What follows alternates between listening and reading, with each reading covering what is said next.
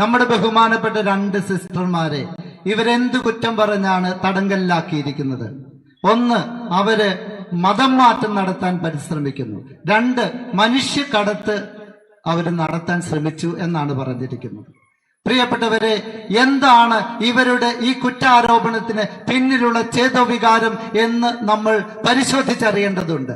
ഇന്ന് രാവിലെ 10:45 എനിക്കൊരു ഫോൺ കോൾ ലഭിച്ചു. അതൊരു ചാനൽ ചർച്ചയുടെ ഇടയ്ക്ക് അവതാരകൻ വിളിച്ച കോളായിരുന്നു. അതിലിരുന്ന് ഒരു പ്രത്യേക പരിഷത്തിന്റെ ആള് അഭിമന്യമാർ ജോസഫ് പമ്പ്ലാനി പിതാവ് ഇന്നലെ എറണാകുളത്ത് വെച്ച് നടത്തിയ ഒരു പ്രസ്താവനയ്ക്കെതിരെ പ്രതികരിച്ചപ്പോൾ എന്നെ വിളിച്ച് അതിനോടൊരു അഭിപ്രായം പറയണമെന്ന് പറഞ്ഞു. അവര് പറഞ്ഞു, ഈ രാജ്യത്തുള്ള മതപരിവർത്തന നിയമങ്ങളെ കൂടുതൽ പ്രദേശങ്ങളിലേക്ക് വ്യാപിപ്പിക്കണമെന്ന് പറഞ്ഞു. അഭിമന്യ പിതാവ് പറഞ്ഞു, അനീതിപരമായ ഇത്തരം നിയമങ്ങളെ ഈ നാട്ടിൽ നിന്ന് നാടുകടത്തണമെന്ന് പറഞ്ഞു. അതിനെക്കുറിച്ച് എന്ത് പറയാനുണ്ട് എന്ന് എന്നോട് ചോദിച്ചു.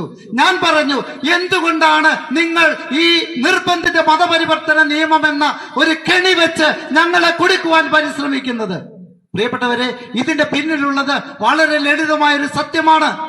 ഈ ഉത്തരേന്ത്യൻ ഗ്രാമങ്ങളില് പാവപ്പെട്ട മനുഷ്യനെ വിദ്യാഭ്യാസം കൊടുത്ത് ആതുര സേവനം കൊടുത്ത് നമ്മുടെ ഈ സന്യാസിനിമാർ, നമ്മുടെ ഈ സഹോദരിമാർ ശുശ്രൂഷിക്കുമ്പോൾ എന്താണ് അവിടെ സംഭവിക്കുന്നത്? വിദ്യാഭ്യാസം ലഭിച്ചാൽ മനുഷ്യന് വിവരമുണ്ടാകും. വിവരമുണ്ടായാൽ അവൻ സ്വന്തമായി ചിന്തിക്കും.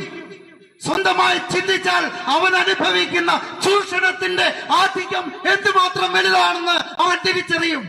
ആരെന്നെ അടിച്ചമർത്തുന്നു എന്ന് മനസ്സിലാക്കുന്ന മനുഷ്യൻ ആ ബന്ധനത്തിന്റെ ചങ്ങല പൊട്ടിച്ചെറിയും. പ്രിയപ്പെട്ടവരെ, ക്രിസ്തു ഈ ലോകത്തിൽ വന്നത് അന്ധർക്ക് കാഴ്ച നൽകുവാൻ, അടിച്ചമർത്തപ്പെട്ടവർക്ക് വിമോചനം നൽകുവാനാണ്.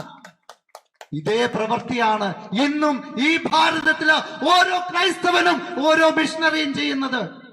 ഞങ്ങളുടെ മതം എന്ന് പറയുന്നത് സ്നേഹത്തിന്റെ മതമാണ്, അടിച്ചമർത്തലിന്റെ മതമല്ല.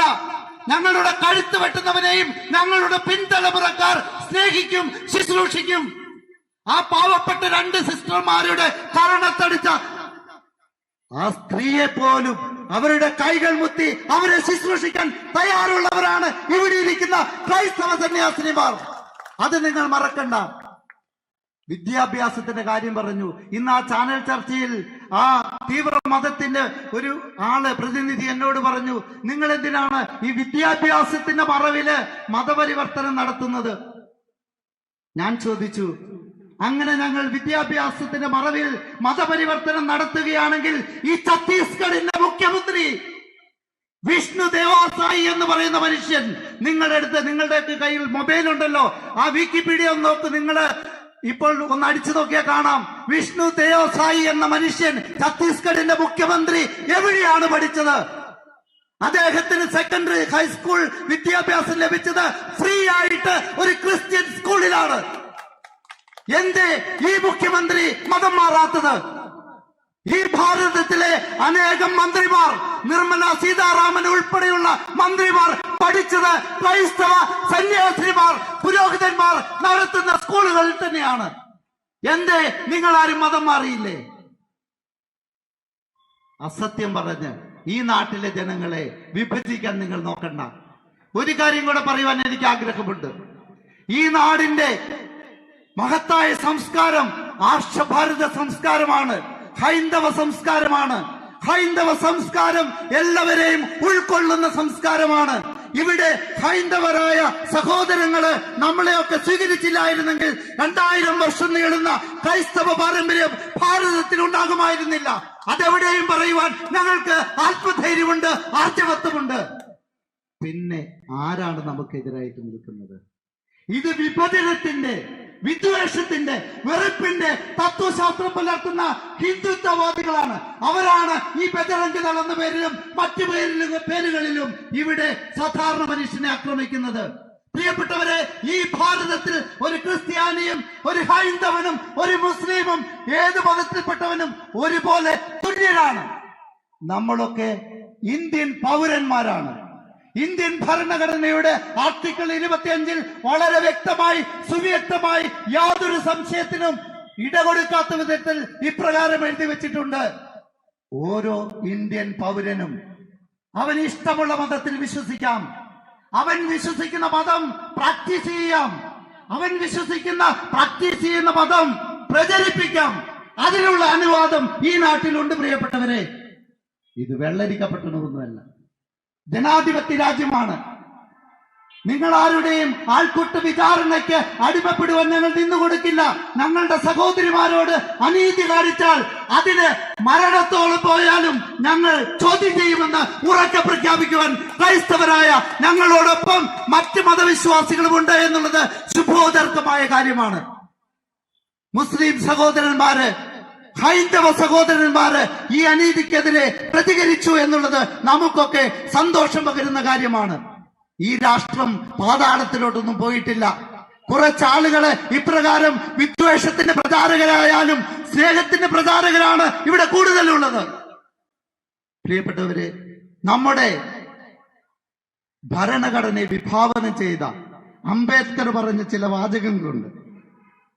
ഞാനൊരു ഹൈന്ദവനായി ജനിച്ചെങ്കിലും ഞാൻ മരിക്കുന്നത് ഒരു ഹൈന്ദവനായിരിക്കില്ല എന്നാണ് അദ്ദേഹം പറഞ്ഞത്. ഇത് എന്റെ കണ്ടുപിടുത്തമല്ല, ഇത് നിങ്ങൾക്ക് നോക്കാവുന്നതാണ്. എന്തുകൊണ്ടാണ് അധകൃത വർഗത്തിൽപ്പെട്ട ആ മനുഷ്യൻ അപ്രകാരം പറഞ്ഞത്?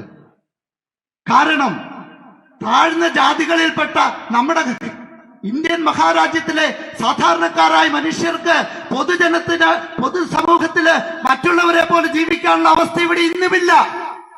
ഉത്തരേന്ത്യയിലെ പൊതു കിണറുകളിൽ നിന്ന് ഇത്തരക്കാർക്ക് വെള്ളമെടുത്ത് കുടിക്കുവാനുള്ള അനുവാദമില്ല എന്നുള്ളത് നിങ്ങൾ തിരിച്ചറിയണം. പൊതു കിണറുകളിൽ നിന്ന്, പൊതുവായ ജലാശയങ്ങളിൽ നിന്ന് വെള്ളം കുടിച്ചതിന് അടിച്ചു കൊല്ലപ്പെട്ട അനേക മനുഷ്യരുള്ള നാട്ടിലാണ് നമ്മൾ ജീവിക്കുന്നത്. ഇത്തരം അനീതികളെ ചോദ്യം ചെയ്യുക ക്രൈസ്തവർക്ക് ഒരു അടിസ്ഥാന സ്വഭാവം തന്നെയാണ്. കാരണം മനുഷ്യന് എവിടെയൊക്കെ അനീതി അനുഭവിക്കേണ്ടി വന്നോ അവിടെയൊക്കെ നീതിക്ക് വേണ്ടി ക്രൈസ്തവനുണ്ടാകും. ക്രൈസ്തവരെ പോലെ ഈ നാട്ടിലെ ആളുകളെ സ്നേഹിക്കുന്ന നല്ല മനസ്സുകൾ ഉണ്ടാകും. അതിൽ അസൂയപ്പെട്ടിട്ട് കാര്യമില്ല. ഞാൻ ദീർഘിപ്പിക്കുന്നില്ല. നമ്മുടെ സഹോദരിമാര് ഒരിക്കലും തനിച്ചല്ല. കഴിഞ്ഞ ദിവസം അഭിമന്യ പമ്പളാനി പിതാവ് പറഞ്ഞ ആ അങ്കമാലിയിലുള്ള സിസ്റ്ററിന്റെ, പ്രീതിമരിയ സിസ്റ്ററിന്റെ വീട്ടിൽ അഭിമന്യ major archbishop Mar Raphael Thattil പിതാവിന്റെയും മാർ തോമസ് തറയിൽ പിതാവിന്റെയും കൂടെ ഞാനും പോയി. അവിടെ ചെന്നപ്പോൾ പ്രായമായ മാതാപിതാക്കള് അഭിമന്യ പിതാക്കന്മാരുടെ കൈകളിൽ കെട്ടിപ്പിടിച്ചുകൊണ്ട് പൊട്ടിക്കരഞ്ഞ് പറഞ്ഞു, പിതാക്കന്മാരെ, ഞങ്ങളുടെ മകൾ ജീവൻ പോലും വെടിയാൻ സന്നദ്ധിയായിട്ടാണ് ഉത്തരേന്ത്യയിലേക്ക് പോയിരിക്കുന്നത്.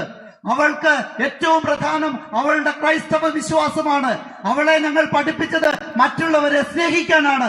അവൾ ജീവൻ വെടിഞ്ഞാലും ഈ മനുഷ്യരെ ഒക്കെ സ്നേഹിക്കും. പ്രിയപ്പെട്ടവരെ, എനിക്കിത് മാത്രമേ പറയുവാനുള്ളൂ.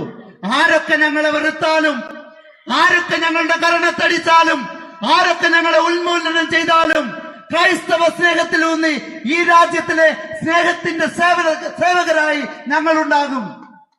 ഈ ഒരു ഉത്തരവാദിത്വം ഒരു കാരണവശാലും ഇവിടെ ഇരിക്കുന്ന ഒരു സഹോദരിയോ ഒരു സഹോദരനോ ഒരു ക്രൈസ്തവനോ എന്തിന് മനുഷ്യനെ സ്നേഹിക്കുന്ന ഒരു വ്യക്തിക്കും ഉപേക്ഷിക്കുവാൻ സാധിക്കുകയില്ല.